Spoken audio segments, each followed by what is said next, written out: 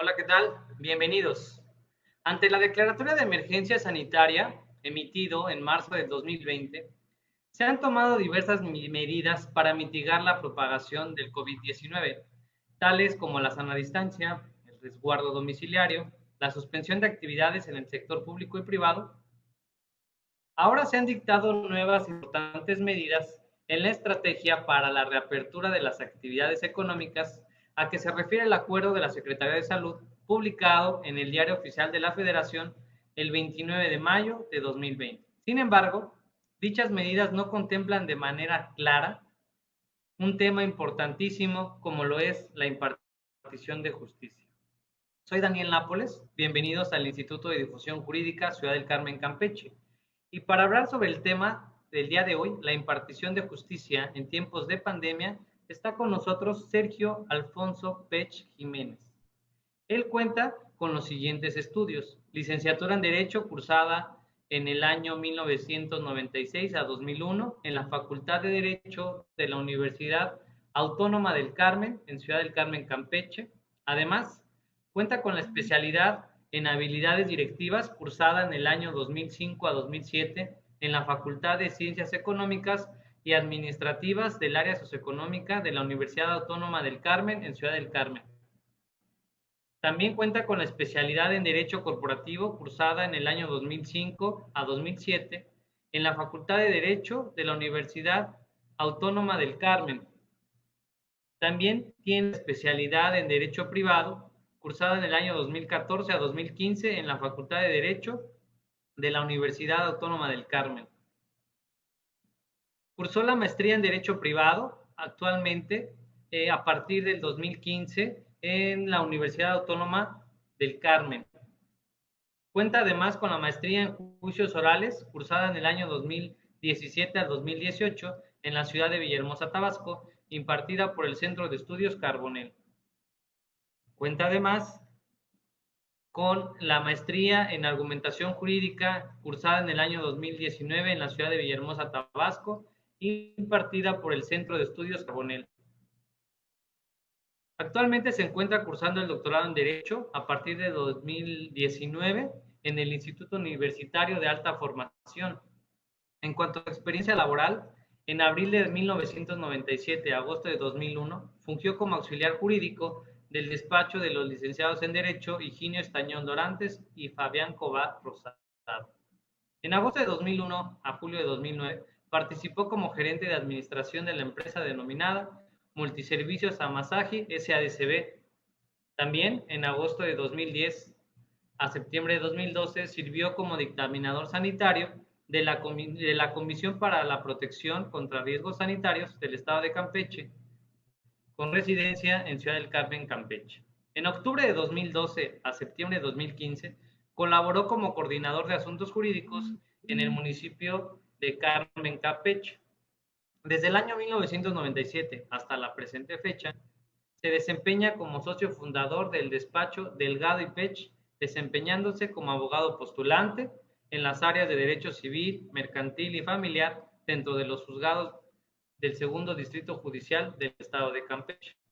Desde 2008 y hasta la presente fecha, se desarrolla como docente de Derecho, impartiendo en diversas áreas del derecho algunas asignaturas en universidades tales como Universidad Mundo Maya y UNIDEP. Además, ha participado en las siguientes agrupaciones: del año 1997 al 2000 como voluntario de la Cruz Roja Mexicana como técnico en urgencias médicas; del año 2017 a la fecha como miembro del Colegio de Abogados de Carmen; del año 2019 a la fecha como miembro de la Barra Mexicana Colegio de Abogados; del año 2019 a la fecha como miembro del capítulo Campeche de la Barra Mexicana Colegio de Abogados. Sin más preámbulo, damos la más cordial bienvenida a nuestro invitado. Muy buenas noches, Daniel. ¿Cómo estás? Sergio, ¿cómo estás? Buenas noches. Muy buenas noches. Bien, aquí preparándonos ya en la sana distancia para esta nueva etapa de la impartición de justicia, procuración de impartición de justicia en México. Sergio, gracias por haber aceptado la invitación a participar en este espacio. y sabes que eres bienvenido cuando así lo desees. Y pues bueno, me gustaría dar inicio con esta pequeña entrevista, si tú no lo permites. Adelante, Daniel, gracias, gracias. Adelante. Muy bien, pues primero que nada quiero comentar que han pasado ya poco más de 2 meses desde la declaratoria de emergencia sanitaria en nuestro país y como consecuencia de ello la impartición de justicia se ha detenido. Por otro lado, se está gestionando el regreso a la nueva normalidad. Y en primer lugar, queremos preguntarte, ¿qué es la procuración e impartición de justicia en México? Ok, Daniel, mira, en primer término tenemos que decir que ambos términos no son sinónimos. No es ¿Sí? lo mismo procuración y impartición de justicia. En México debemos entender como la procuración de justicia aquellos que principalmente desarrollan las fiscalías, ya sea la Fiscalía Federal o la Fiscalía locales de los estados, que son los que hasta antes de la promulgación del nuevo Código Nacional de Procedimientos Penales tenían el monopolio de la acción penal. En la actualidad ya no la tienen. Sin embargo, no solo las fiscalías son los que realizan la procuración de justicia. Algunas dependencias administrativas también entre sus facultades está la de realizar la procuración de justicia. Mencionamos, por ejemplo, la Profepa. Y la impartición de justicia en México nos referimos principalmente a los tribunales, a los órganos jurisdiccionales. En este caso, desarrollado por el Consejo de la Judicatura Federal, la Suprema Corte de Justicia, que es parte del Consejo de la Judicatura Federal, los juzgados de distrito, los juzgados colegiados, los juzgados unitarios y los juzgados o los tribunales locales de los estados. Entonces, es lo que debemos entender por procuración e impartición de justicia, aclarando que no son sinónimos y nos referimos a conceptos completamente distintos. Por eso se hace la distinción en las normas que pasaremos a analizar, que comentaremos enseguida. Daniel. Muy bien. Una vez que nos has explicado lo relativo precisamente a la procuración e impartición de justicia, así como estas diferencias, ¿cuáles consideras que son las 4 esferas claves de una estrategia para confrontar esta pandemia? Precisamente el 11 de marzo de este año, la Organización Mundial de la Salud emitió un documento sobre una conferencia de prensa.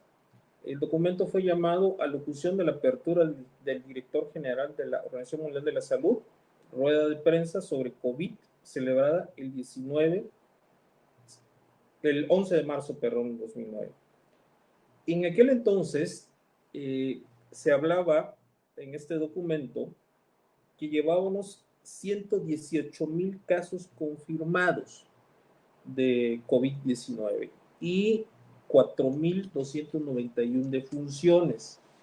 Al corte del día de hoy de la Secretaría de Salud, que tengo acá en las manos, a nivel mundial se registran 7,039,900 casos confirmados. Es decir, allá marzo, abril, mayo, junio, 4 meses, ha habido un incremento exponencial de casos confirmados y de muertes. Cuando el director general de la OMS plantea esto, llevaba 4,000 muertes a nivel mundial. La Secretaría de Salud de México hoy reporta al corte de las 19 horas 400,396 defunciones a nivel mundial. Entonces, en aquel panorama del 11 de marzo del 2020, cuando apenas se llevaban 18,000 casos, el director de la Organización Mundial de la Salud planteaba 4 esferas que los estados o los países deberían atender. La primera de estas es prepararse y estar a punto. Es decir, los estados debían considerar que la pandemia iba a llegar. Y eso es una realidad. La pandemia llegará a todos los rincones del mundo. Y tenían que preparar su sistema de salud, su sistema legal definitivamente, para que llegara. Hoy, casi todos los países del mundo tienen la pandemia, se han desarrollado. La segunda esfera que planteaba el director era detectar, proteger y tratar. En ese tema era necesario realizar pruebas, proteger a la población y tratar a los enfermos. La tercera etapa o la tercera esfera era reducir la transmisión. Y en esta tercera esfera creo yo que es en donde nos encontramos en la actualidad, a través de la suspensión de actividades y México lo que llamamos la sana distancia que acabó el 1 de junio. Y una cuarta esfera que creo que es el eje de esto, si me permite situar el eje de esta plática en esta cuarta esfera de la OMS, es innovar Adelante. y aprender. El director de la OMS, Organización Mundial de Salud, ya el 11 de marzo nos decía, es necesario innovar y aprender. Entonces, son las 4 esferas, repito y cito. La primera, prepararse, estar a punto, ya pasamos. Segunda, detectar, proteger y tratar. Tercera, reducir la transmisión. Creo que nos encontramos en el punto más álgido hoy de la pandemia, según el reporte que tengo aquí en mis manos. Se confirman acumulados 124,000 casos en México y 14,000 defunciones el día de hoy. Entonces nos encontramos en el punto más álgido. Hoy las autoridades de salud y todas las autoridades del Estado mexicano luchan por reducir la transmisión, lo que conocen comúnmente como bajar la curva, no sé si te acuerdas, que lo decían en transmisión nacional, ¿no? Entonces estamos en esa esfera, en reducir la transmisión, y creo yo que ya empezamos a transitar en la cuarta esfera, que es innovar y aprender. Y más adelante seguiremos desarrollando este tema, Daniel. Es de suma importancia, Sergio, lo que nos comenta respecto a las estrategias precisamente para confrontar la pandemia que aqueja a nuestro país.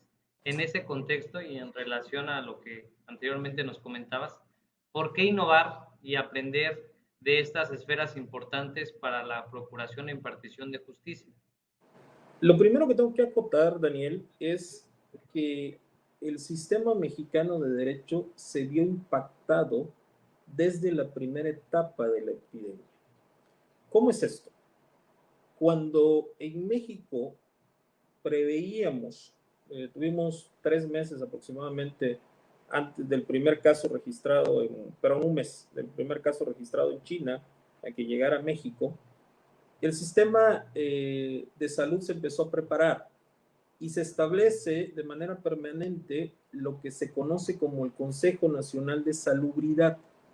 Y es ahí cuando se activa la primera respuesta del Estado de Derecho a través de la Secretaría de Salud. La Secretaría de Salud habilita un órgano colegiado donde el presidente de la República, como titular del Ejecutivo, dirige el Consejo Nacional de Salubridad. Y es entonces donde el derecho se ve impactado, iniciando por el área administrativa, y el área administrativa dicta una declaratoria de pandemia y inmediatamente el Poder Judicial hace lo propio. Entonces, hoy nos encontramos con que la cuarta etapa, innovar y aprender, es absolutamente necesaria para transitar la procuración y la impartición de justicia. No es posible, estando hoy en el pico de la pandemia, con gran número de casos y de muertes, regresar a una normalidad. Pero tampoco es posible seguir paralizada la procuración de justicia. Entonces, ¿cuál es la respuesta? ¿Qué debemos hacer? Aprender e innovar. Y precisamente ayer, y lo trataremos, el tema es sumamente interesante, la Corte emite el Acuerdo General número 12 del 2020 y lanza un nuevo concepto, y textualmente dice el concepto de e-justicia o justicia digital. La Corte innova y aprende, o aprende e innova, cualquiera de las dos cosas. y lanza este concepto de e-justicia, conocido coloquialmente como justicia digital. Apenas ayer se da a conocer el acuerdo número 12/2020, donde hace referencia a este concepto que platicaremos desde luego, Daniel. Entonces, la Procuración y Impartición de Justicia está obligada a aprender de los 4 meses que llevamos transitando en esta pandemia y a innovar en bien de los ciudadanos. Daniel. La impartición de justicia, como sabemos, Sergio, no puede detenerse, ¿no? Y mucho menos puede limitarse su regreso después de casi 3 meses de suspensión de actividades. Y pues bueno, en este contexto, ¿cuáles son las obligaciones del Estado mexicano precisamente en estos tiempos de pandemia? Ok, el Estado mexicano ha sido prolífico en la firma de tratados internacionales. Recordemos que existen instituciones de procuración de justicia a nivel internacional y a nivel regional. Es precisamente la Corte Interamericana de los Derechos Humanos, un organismo regional que vigila los derechos humanos, quien el 9 de abril emite una declaratoria, la declaratoria 1/20, y en esa declaratoria, que consta de 13 párrafos, en el párrafo número 12, primera línea, dice: es indispensable que se garantice el acceso a la justicia y a los mecanismos de denuncia. La Corte Interamericana les dice a los Estados miembros, México es Estado miembro de la Corte Interamericana, que es indispensable que a todos sus ciudadanos se les garantice el acceso a la justicia y los mecanismos de denuncia. No puede ser, no es factible que se le prive del derecho al acceso a la justicia al ciudadano. Ese mismo documento, en los párrafos sexto, séptimo, octavo, quinto, perdón, habla también de los derechos económicos, derechos sociales, derechos culturales, derechos ambientales, derecho a la vida. Habla también del derecho a vivir libre de violencia. Entonces, ¿qué obligación tiene el Estado? Los derechos humanos no son suspendibles ni prorrogables. Ni aún en tiempos de guerra, los derechos humanos pueden dejar de ser velados por el Estado. Entonces, con todo el bloque de tratados internacionales que protegen los derechos humanos, entre ellos el acceso a la justicia, el Estado mexicano en estos tiempos de pandemia tiene la obligación de procurar y velar sobre los derechos humanos. Y recalco, el documento de la Corte Interamericana del 9 de abril dice: es indispensable que se garantice el acceso a la justicia y a los mecanismos de denuncia. Y volvemos al eje de innovar y aprender. ¿Cómo hacerlo si no podemos salir libremente a la calle, si no pueden haber aglomeraciones? Entonces, es el momento que el Estado tiene que dar respuesta. No podemos suspender el cumplimiento de los tratados internacionales que ya llevamos. Tratado Internacional de Acceso a la Justicia, que aparte está garantizado por el artículo 1 constitucional, como bien todos sabemos, con la reforma.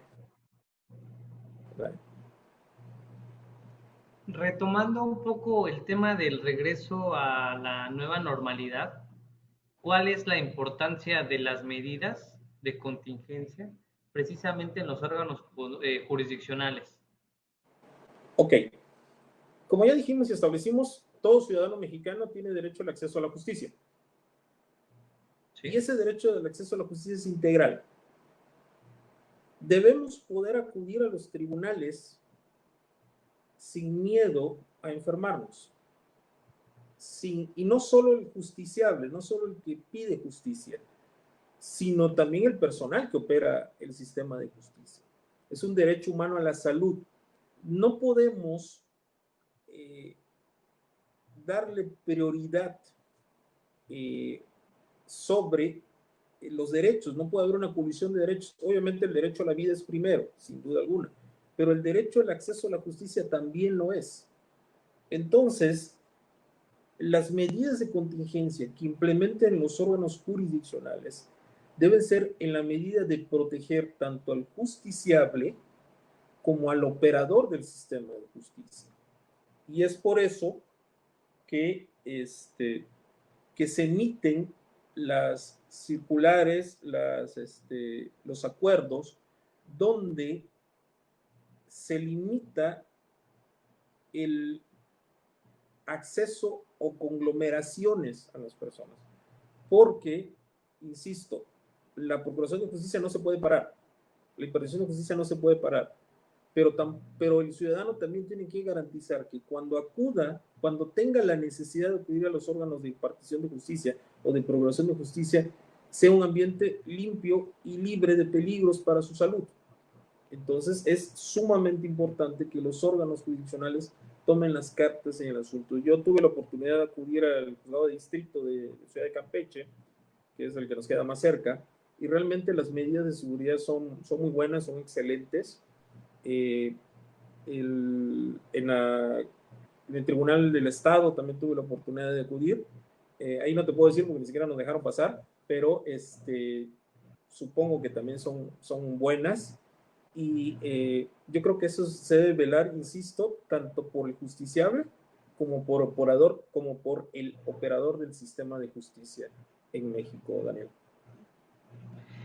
Sergio, sabemos que precisamente como lo hemos venido comentando, el Poder Judicial de la Federación ha emitido diversos acuerdos en relación a sus funciones jurisdiccionales, entre los que destacan la mención de los conflictos que serían resueltos y que precisamente serán los que tengan la característica de casos urgentes.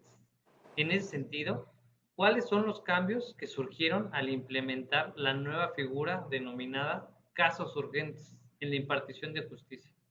Mira, es interesante este tema, es muy interesante. La verdad es que hacer el estudio me fascinó. ¿Cómo empieza este tema? Este tema empieza el 31 de marzo del 2020, cuando el Consejo General de Salud, el Consejo de Salud General emite las declaratorias de emergencia sanitaria a epidemia por COVID-19. Y en esa declaratoria que es publicada el 31 de marzo, un día antes, el 30 de marzo al 30 de abril inicialmente, se declara la suspensión de actividades no esenciales. Esa es la primera declaratoria que se hace hasta el 30 de abril. Se han habido prórrogas de esa declaratoria hasta el 1 de junio, cuando ya no se renueva la suspensión de actividades.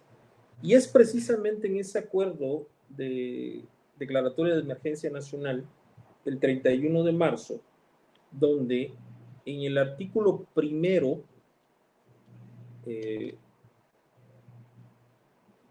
fracción segunda, inciso B, se establecen excepciones a la suspensión de actividades. Y entre las excepciones está la procuración e impartición de justicia. Y es cuando el término procuración e impartición de justicia sale a la luz por primera vez, el 30 de marzo, donde el Consejo de Salubridad General emite esa declaratoria. Y es muy interesante porque vemos como una disposición proveniente del ámbito administrativo, del derecho administrativo, no del sistema del poder legislativo ni del poder judicial, sino del poder ejecutivo, impacta directamente la esfera de los otros dos poderes, tanto del judicial como del legislativo. Recordemos, Daniel, que todos los órganos, todos los poderes, los tres poderes que tenemos en México, el poder legislativo, el poder ejecutivo y el poder judicial, en sí mismo tienen las facultades de legislar, de administrar y de impartir justicia. Entonces, la Secretaría de Salud, en ejercicio de esa función, dicta una norma. Esa norma es la declaratoria de emergencia y dice: debemos suspender todo. ¿Para qué? Para seguir la recomendación de la Organización Mundial de la Salud, evitar la propagación del contagio. Pero hay excepciones. Y una de las excepciones, se encuentra en el inciso B, fracción segunda del artículo primero. Dice la procuración e impartición de justicia. Ahí es donde comienza todo. Ahí es donde inicia este trayecto. Es derivado de esa declaratoria de emergencia que, como te dije, impacta directamente al Poder Judicial. El Poder Judicial emite el acuerdo 04.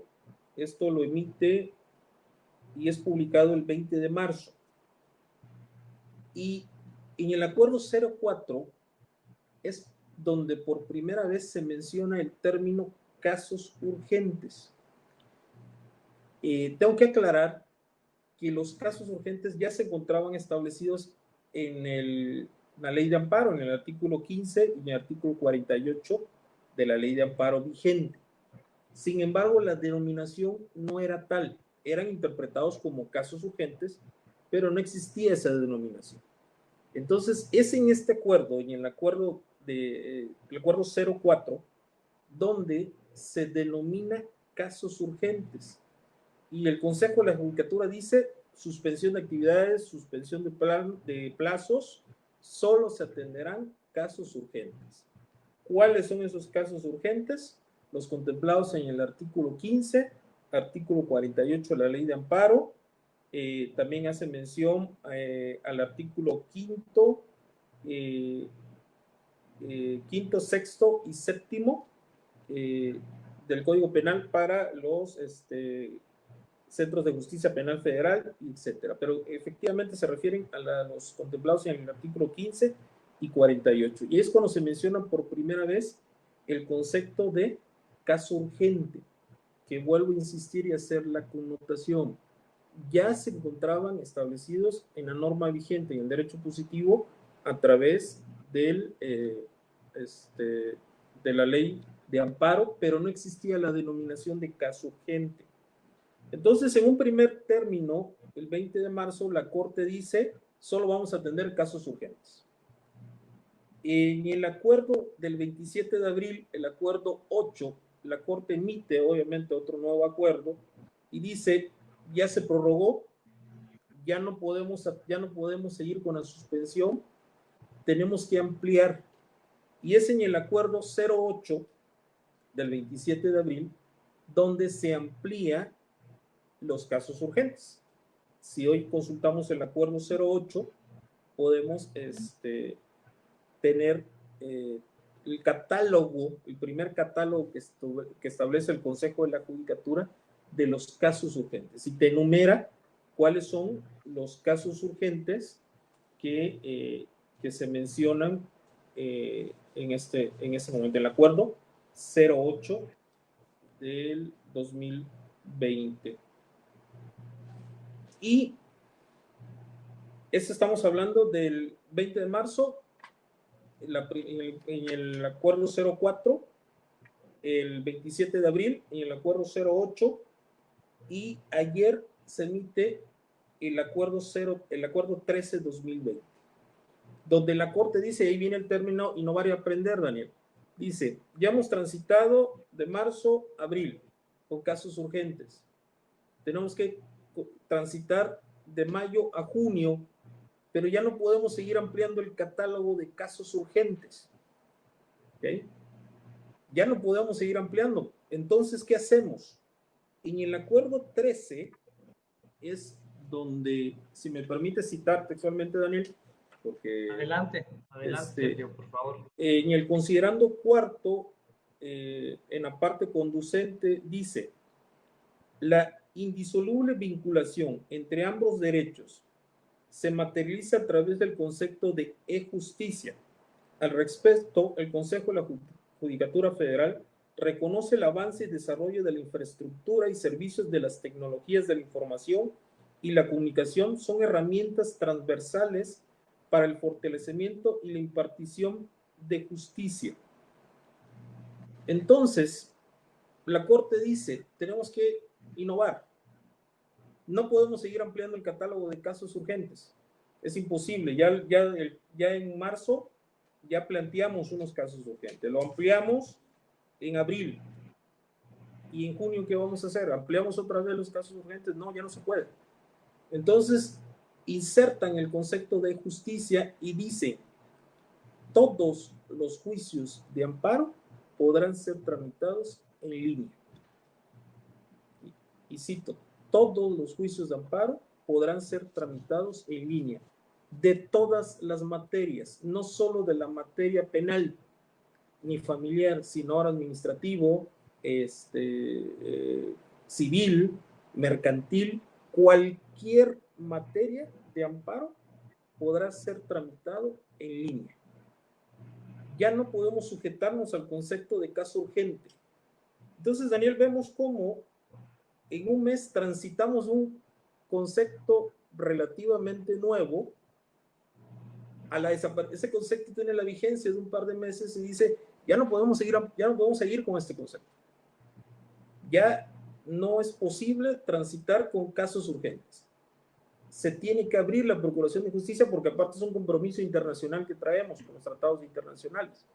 Entonces, todo aquel que quiera justicia, que pida justicia a nivel civil y mercantil, a través de los juicios de amparo lo podemos tener.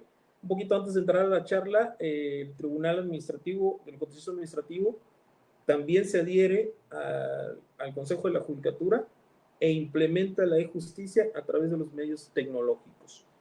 Y es el acuerdo 14, que también les recomiendo mucho que lo chequen, perdón, el 13, no es el 14, es el 13. El acuerdo 13 es un verdadero catálogo de procedimientos digitales para atender la nueva realidad de la justicia en México. Tratan de establecer o abarcar lo más posible los lineamientos para la aplicación de la justicia digital en México. En el ámbito, obviamente, federal, que es el Consejo de la Judicatura, el Pleno de la Corte, quien lleva la batuta en México, que realmente es admirable, es plausible lo que hicieron en el Acuerdo 13. No pensé que fuera posible hasta el día de ayer el reconocimiento del concepto de justicia. Entonces, la justicia digital, Daniel, ya no es el futuro, es el presente. Es el presente. Y la figura de casos urgentes, desde mi punto de vista, deja de tener validez. Vemos cómo nace una figura, crece y deja de tener validez a la apertura total de la justicia digital. Es muy, muy interesante, muy apasionado para mí este tema, pero es cómo se va creando el derecho a través de los órganos, empezando por un órgano administrativo que es el Consejo de Salubridad General, eminentemente administrativo, y el Consejo de la Judicatura, un órgano judicial. Obviamente esto tiene que ser ratificado a la brevedad posible por el Poder Legislativo, tiene que expedir normas al respecto, ¿no?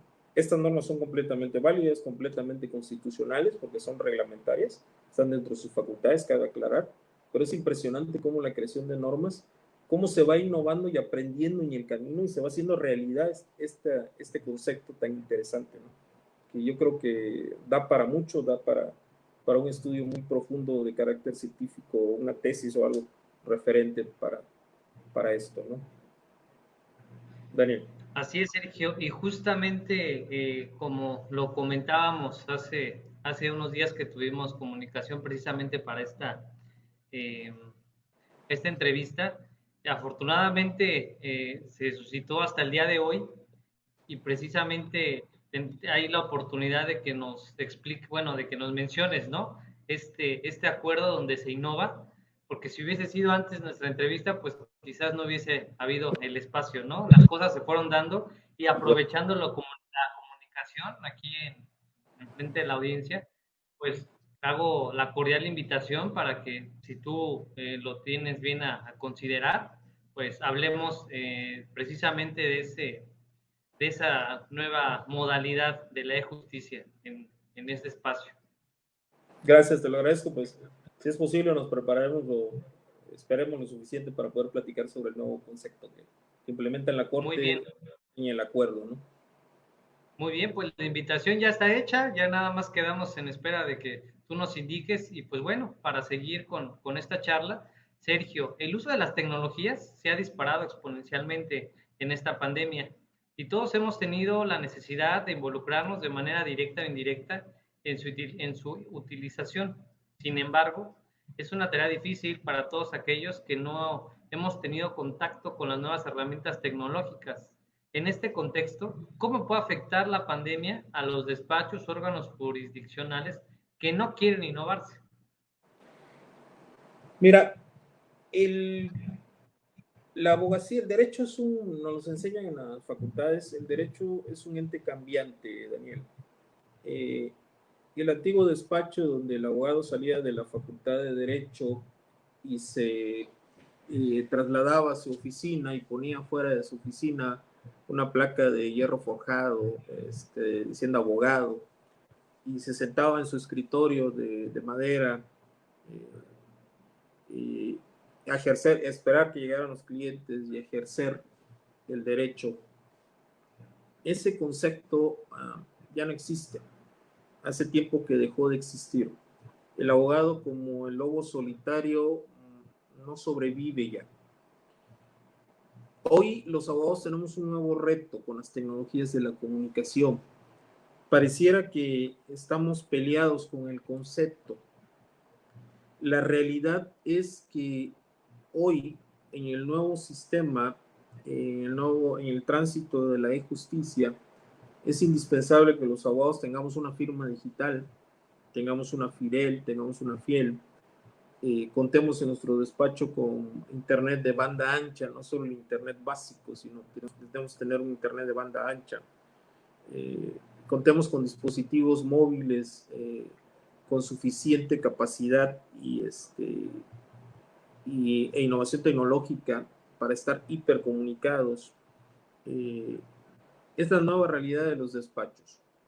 Los expedientes que me imagino que a ti te tocó ver y a mí todavía me toca ver, de 6, 7 tomos costurados a mano, ya van a dejar de existir, ya están en los servidores, ya están físicos. Hoy los que nos gustan los libros los tenemos casi como un artículo de colección, porque generalmente toda la información ya está en la red. Yo colecciono libros, como colecciono objetos, obviamente los leo también, pero la mayor parte de la información ya la tenemos a disposición en la red. Entonces, el despacho de abogados, el abogado hoy tiene que tener un nuevo compromiso con la justicia. Decían los filósofos del estudio del derecho que el abogado es el sacerdote de la justicia. Y si la justicia ya se trasladó a la era digital hoy, Daniel, pues nosotros tenemos que ir atrás de ella. Tenemos que seguirla a ella. Entonces, el abogado con su computadora estacionaria, pues ya no va a ser que solo lo usa como un procesador de texto ordinario, ya no va a poder competir hoy en esta nueva realidad. Hoy se requieren implementos tecnológicos, se requieren escáneres, se requieren cámaras, se requieren pantallas para sostener este tipo de conversaciones que tenemos hoy de capacitación. Entonces, aquel colega que no desee incursionar en estos temas, no le auguro buen futuro, ¿no? Y súmale el tema de las redes sociales, que es un tema que está vigente también, que es factible también desarrollar nuestro trabajo a través de esto. Eso también va a ocasionar una modificación en los aranceles de los abogados. Algunos servicios se van a ver afectados en su cantidad y otros van a aumentar. Recordarás tú también, más o menos somos contemporáneos, lo bien que lo pasaban los abogados con los divorcios, ¿no? Hasta antes del divorcio incausado. Entonces, ya el divorcio ya no es realmente una fuente de ingresos, a menos que sea un divorcio especializado, que entonces sí se convierte en un tema fuerte de ingresos, pero es un trámite nada más. Entonces, así va a pasar con muchas cosas. También tenemos el tema de la conciliación, del arbitraje, que hoy en día se pueden usar perfectamente las tecnologías de la comunicación para llegar a una conciliación. El abogado desde su sala, desde su despacho, podrá dirigir una conciliación a distancia. Ya no necesitan estar físicamente en un espacio. No sé cuánta distancia hay entre tú y yo, pero hay varios kilómetros y Sí, no pareciera, estamos interactuando en vivo, ¿no? Entonces, y perfectamente puede haber un tercero con nosotros interactuando, un mediador si tuviéramos un conflicto. Entonces, ya los despachos entendidos como tal, Daniel, ya tienen que cambiar, ya cambiaron, ya el nuevo sistema de justicia ya no es para mañana, ya es para hoy. Entonces, hoy el abogado ya tiene que tener otras herramientas, insisto, lo he platicado, lo he manifestado, tiene que tener un buen teléfono, una buena tableta, una buena computadora. Eh, ya de nada nos sirve un procesador de texto en nuestro despacho, no nos es útil. Cuando menos todas las jurisprudencias, antecedentes y todos están en las páginas, y entonces así es. podemos, nuestros clientes, esta nueva normalidad, el cliente ya detectó que es posible llevar una consulta a través de una videoconferencia, videollamada.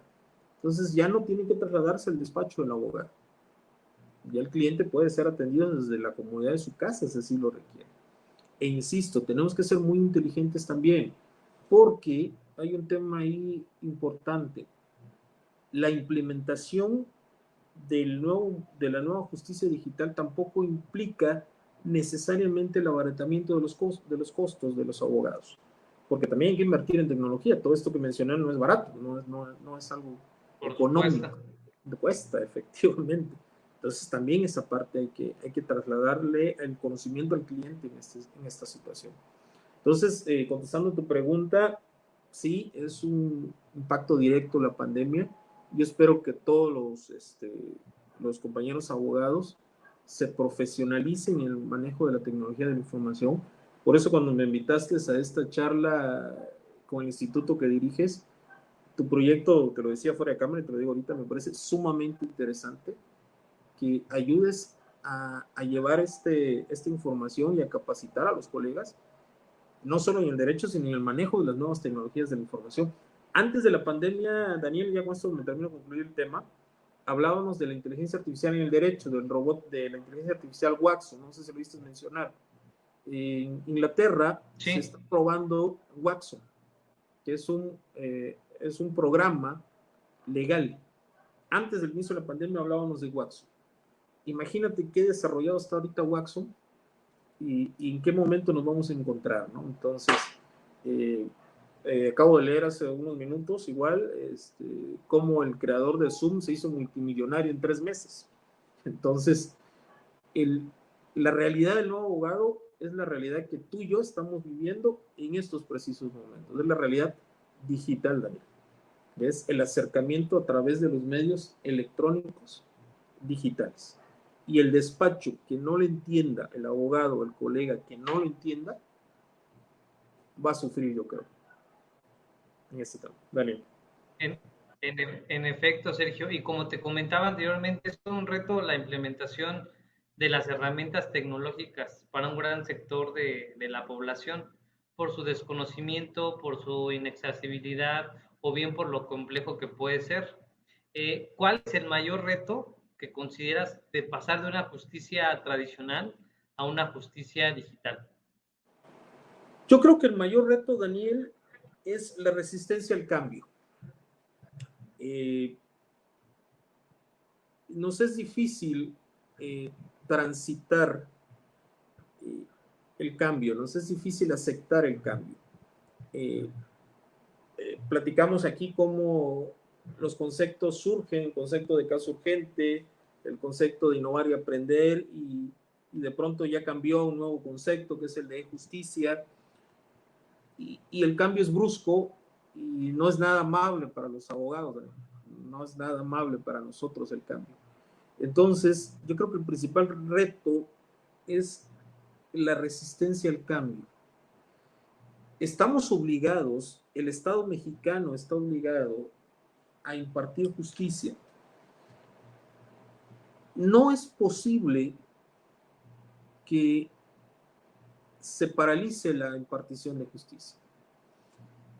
Por desgracia, nos han dicho los organismos oficiales, Daniel, que la pandemia no va a acabar en junio, ¿eh?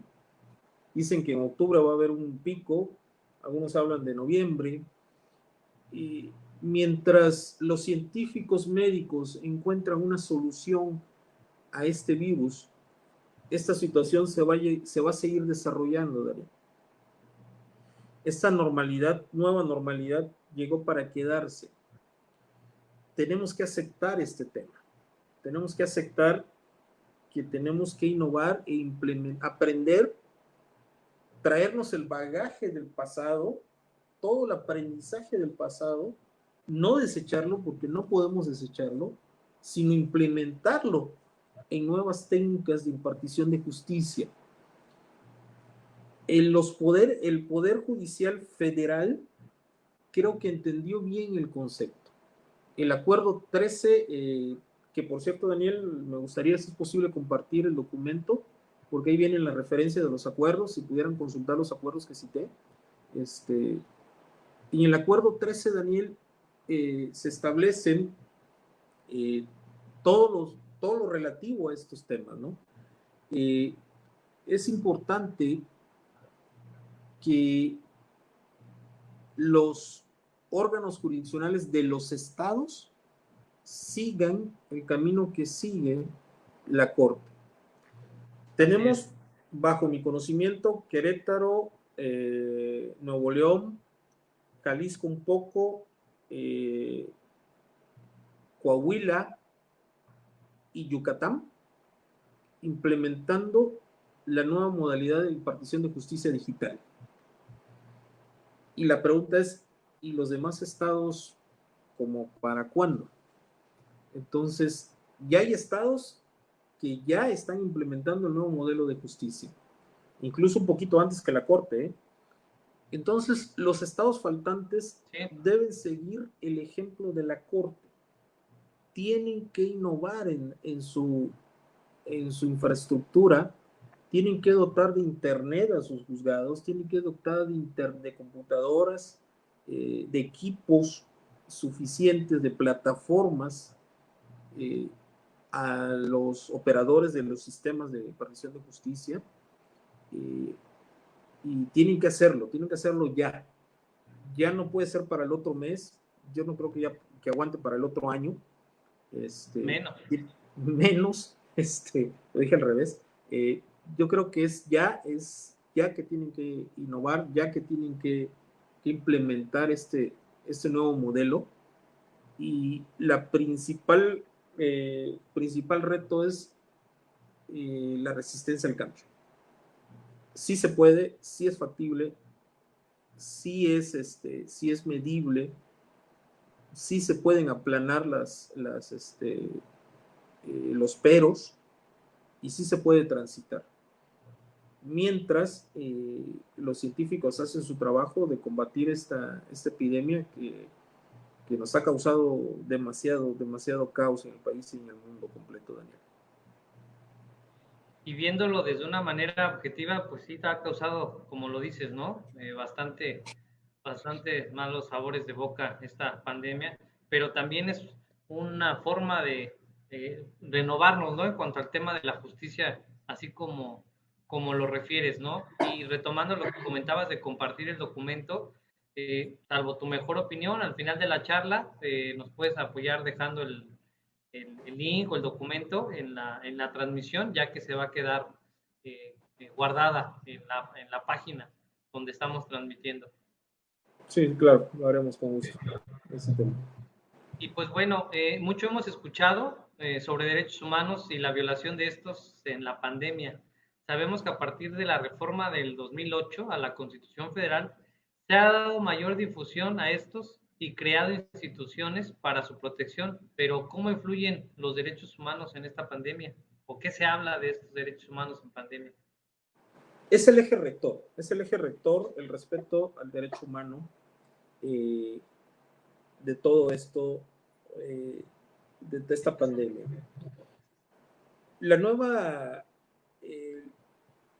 realidad de la justicia en el mundo centra al ser humano en el desarrollo del derecho. El ser humano es el centro del derecho. El derecho gira alrededor del ser humano. Se ha discutido cuál es el bien superior. Muchos opinan que el bien superior es la vida. Algunos tratadistas, y yo coincido con ellos, el bien superior es la dignidad humana, Daniel, sobre la vida inclusive. Por eso tenemos, por ejemplo, el tipo penal del feminicidio. La dignidad humana es el bien superior. El hombre es el centro del derecho. El derecho existe para el hombre. Los derechos humanos son inherentes al hombre, al ser humano. Entonces, el derecho humano a la vida es primordial. Y hoy más que nunca se ve reflejado en la situación de los hospitales, de los médicos, de los justiciables, de los operadores. El derecho humano al acceso a la justicia es indispensable. El derecho humano a la alimentación, al trabajo digno, al trabajo remunerado, también. Los derechos humanos son el centro de la normativa de esta pandemia. El hombre es el centro del derecho. Por lo tanto, es primordial, y lo dice la Corte Interamericana en su documento, es primordial salvaguardar los derechos humanos.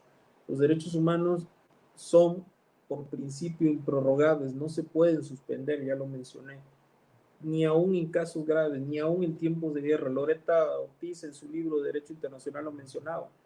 No puedes prorrogar, suspender los derechos humanos. Luego, entonces, las autoridades deben entender que la procuración e impartición de justicia sobre el tema de los derechos humanos es indispensable. El hombre tiene derecho a la dignidad humana, y la dignidad humana es amplísimo el tema. Abarca muchísimas cosas, entre ellos el derecho a la vida, definitivamente, el derecho a no enfermarse, el derecho a conocer, el derecho a educarse, el derecho a trabajar, el derecho a exigir. Entonces, los derechos humanos, hoy más que nunca, deben preservarse, vigilarse y en caso de violaciones, castigarse de manera muy severa. Porque hoy el hombre se encuentra vulnerable. Llevamos 3 meses de confinamiento. El estrés social es increíble. Me imagino que estás enterado de los hechos que sucedieron en Jalisco, donde los jóvenes fueron detenidos y golpeados, ¿no?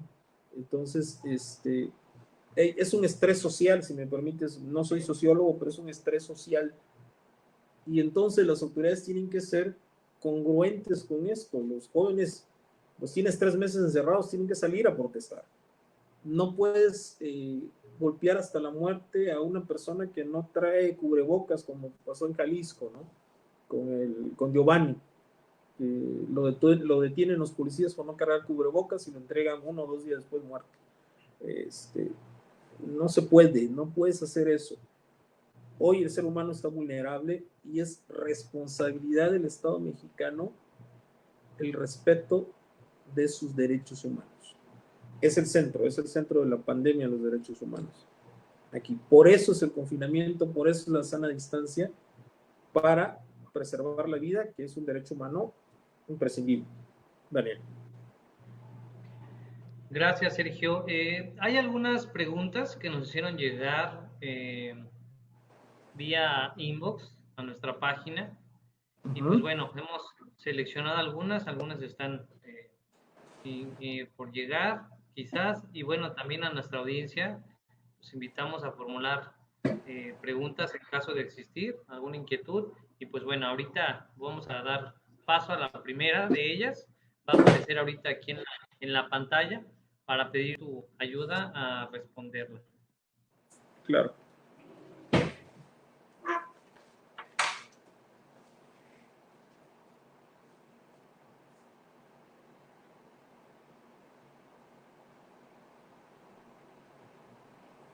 Ok.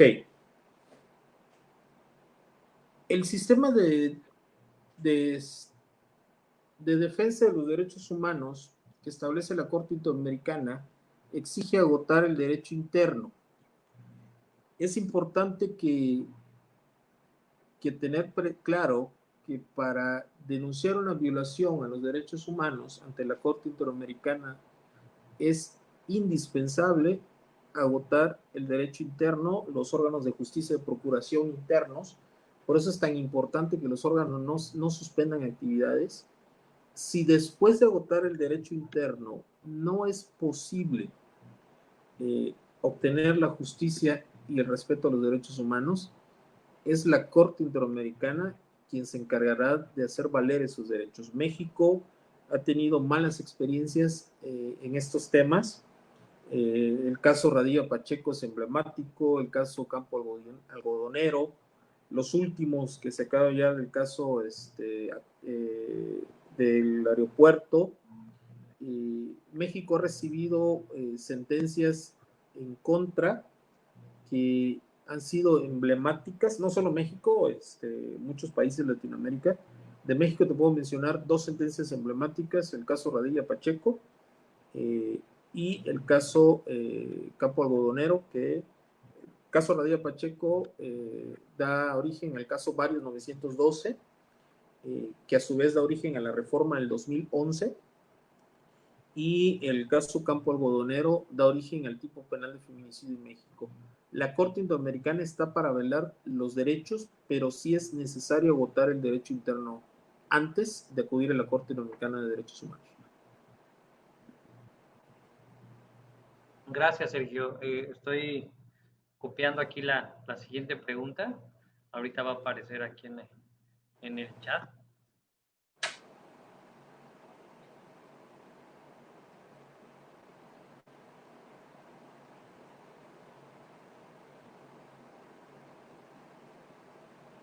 Listo.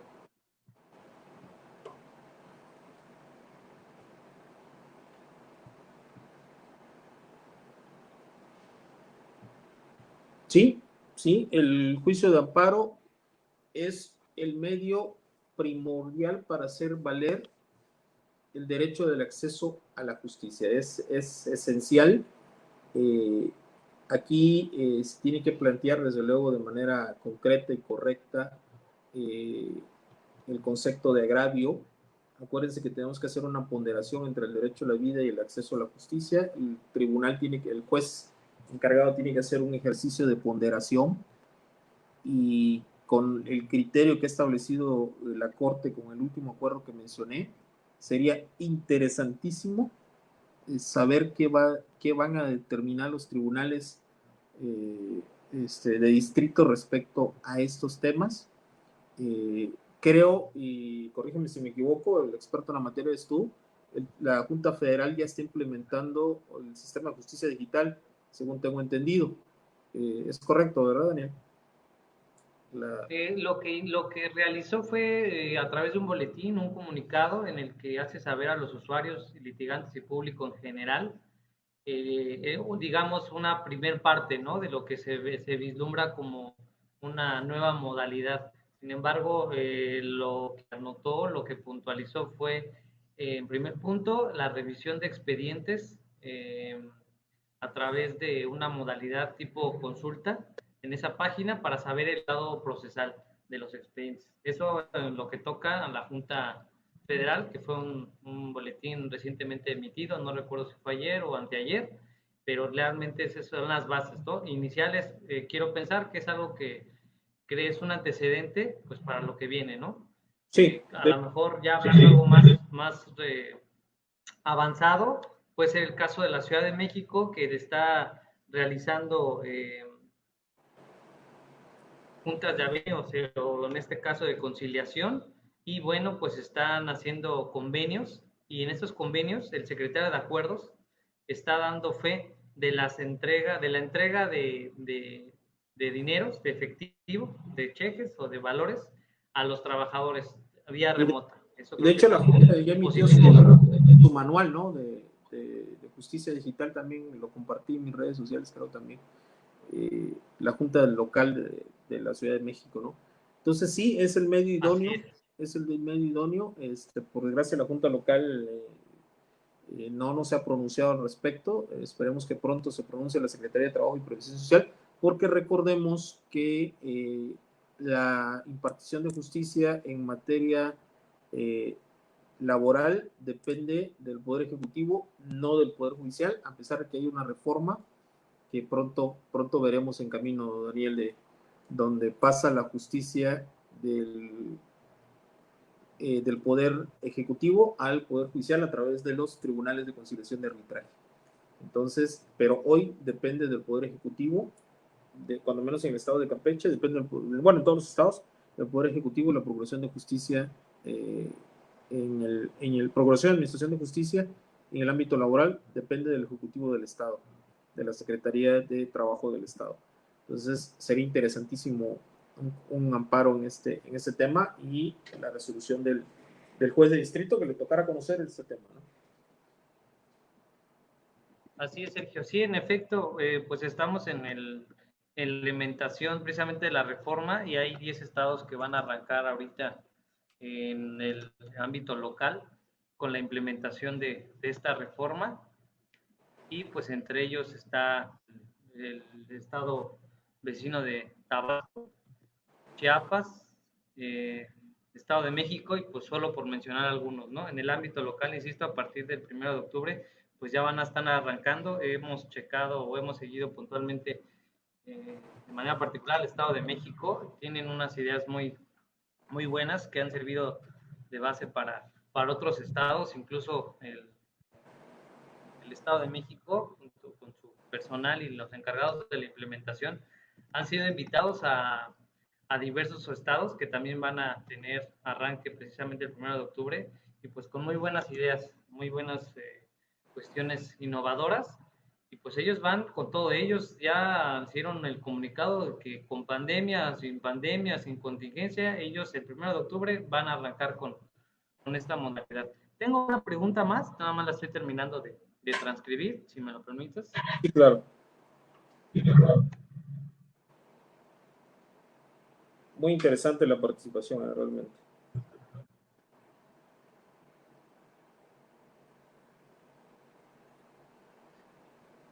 Tengo una falla técnica aquí con las tecnologías, es el hecho de estar en vivo, pero bueno, entonces la voy a leer. ¿Sí? Y ves lo siguiente. A través del juicio de amparo se puede presionar a los estados para la implementación de una justicia digital. Con el precedente de la Corte, Daniel, creo que se abre ese panorama, ¿eh? Se abre el panorama con el precedente, de la Corte. Yo creo que debemos checar el acuerdo 13. Son 3 acuerdos tripartitas, 12, 13 y 14. Creo que es interesante checarlo a detalle. Es todo un catálogo, es toda una ley reglamentaria. No debería llamarle ley reglamentaria porque no proviene del Ejecutivo, pero es lo similar a una ley reglamentaria. Entonces, la Corte abre el camino a estos temas. No me extrañaría que se promovieran amparos en ese sentido, y tampoco me extrañaría que algunos jueces de distrito decidan conceder el amparo para esos efectos. Solo recordemos que las sentencias de amparo solo benefician a aquellos que lo piden. Es un principio. Entonces, habría que plantear bien el tema. Se me ocurre, por ejemplo, si alguien tuviera un expediente familiar, por mencionarte, ¿no?, que no ha avanzado en esos 3 meses, yo creo que es factible que lo concedan el amparo de la justicia federal, ¿no? En lo particular en estos temas. Claro. En estos temas, bajo esa modalidad, recordando que el amparo solo beneficia al tema promovente. Es uno de los principios de amparo que se menciona en la ley. Gracias. Tenemos una última pregunta y nos refieren, ¿existe la posibilidad de que se siga extendiendo el periodo de condena en los juzgados o ya podemos esperar su apertura? A nivel federal, insisto, ya el acuerdo, te menciono efectivamente, el 13 prorroga la suspensión hasta el 30 de junio a nivel federal, pero implementa el sistema de justicia. A nivel local tenemos prórroga hasta el 15 de junio. Yo creo que va a haber una suspensión más. Recordemos. Se va a adherir. Se va a adherir. Recordemos que lo mencionamos, estamos en el pico de la pandemia, Daniel, estamos en semáforo rojo. Si bien a nivel, el Consejo de Salubridad General no ha dictado una nueva suspensión, sí estableció el semáforo de alerta y hasta las 7 de la noche, con el último boletín de hoy, todos los municipios están en semáforo rojo, todos los municipios están en semáforo rojo. Entonces yo creo que es esperable una nueva prórroga. Sin embargo, lo que ya no puede ser, lo que los tribunales tienen que considerar es que tienen que transitar al modelo de justicia digital. No hay otra forma, no podemos tener cerrados las casas de justicia, las fiscalías, no se puede, ya no es posible, Daniel. Entonces, tampoco se puede abrir, y la palabrita que hemos estado manejando, innovar y aprender, hay que innovar, no queda de otra. O sea, el acceso a la justicia se tiene que dar, es innegable, eso tiene que suceder ya. Entonces, técnicamente, yo esperaría una nueva suspensión de actividades. Surge un problema que nos está preocupando muchísimo a los abogados, que es el periodo vacacional. Entonces, se va a empatar definitivamente. Se va a empatar definitivamente, y si pretendemos llegar a agosto con este modelo, realmente estaremos violentando el Estado de Derecho, Daniel. Entonces, los estados que creo yo, que pretenden llegar a agosto a septiembre con este modelo de suspensión, donde simplemente no te dejan entrar a ningún, yo creo que estarían violentando el Estado de Derecho. Tienen que transitar a una nueva forma de impartición de justicia y procuración, desde luego, de justicia. Gracias, Sergio, por la respuesta. A manera de conclusión, ¿qué te gustaría agregar en este espacio, Sergio? A manera de conclusión, me gustaría agregar que yo creo que es momento de que los profesionistas y profesionales del derecho nos planteemos cómo abordar esta nueva realidad, esta nueva forma de vida.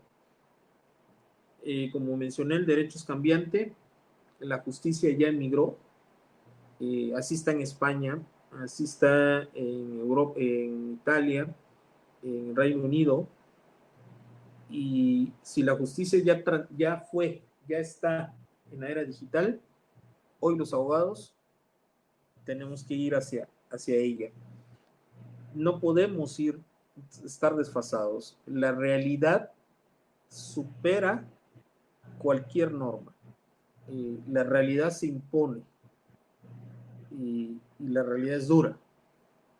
Y entonces tenemos hoy que retomar ese compromiso con el derecho, Daniel, con la justicia, y llevar el derecho y la justicia a quien lo requiera y a quien lo necesita.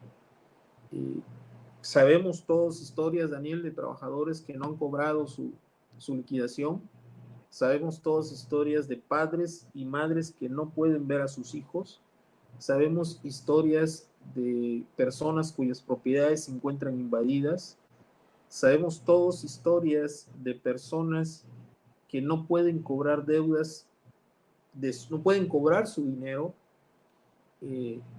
empresas que están a punto de quebrar porque emitieron títulos de crédito que son incobrables porque los gastos están abiertos y ellos reclaman justicia y esa justicia se les tiene que dar, Daniel. No puede ser de la forma tradicional, no puede ser. Entonces, definitivamente no. Tiene que haber una solución y la solución ya está planteada. Ni siquiera la planteo yo, la planteas tú, ya está planteada. Tenemos que ir para allá. Es innegable que tenemos que ir para allá. O sea, no es posible que ese trabajador siga sin cobrar, necesita su dinero. No es posible que ese padre o esa madre no pueda cobrar una pensión alimenticia, no pueda convivir con sus hijos porque no hay juzgado que lo atienda. No es posible que alguien se meta a la propiedad de una persona y se quede ahí porque no hay nadie a quien reclamarle. No es posible que seas sujeto de un delito y simplemente no puedas ir a denunciar porque te tienen 3 horas afuera y el guardia te dice que no puedes pasar. No, no es posible. Entonces, yo creo que es momento de llevar la justicia a quienes lo desean y eso es trabajo de nosotros, los abogados, y obviamente del Estado y de los órganos de procuración de justicia e impartición de justicia. Gracias, Sergio. Y bueno, pues aprovechando el espacio, estoy seguro que existirán inquietudes, preguntas y pues deseos de más información. ¿Qué redes sociales puedes proporcionarnos? ¿Dónde te encontramos? ¿Dónde puede acudir nuestra audiencia si tiene algún problema de la naturaleza que tú manejas? Claro que sí, Daniel. Estamos en redes sociales, Facebook, Twitter, Instagram, YouTube, todos con mi nombre, Sergio Pech. Me van a reconocer ahí. Estoy en Facebook con el mismo nombre, Sergio Pech 78.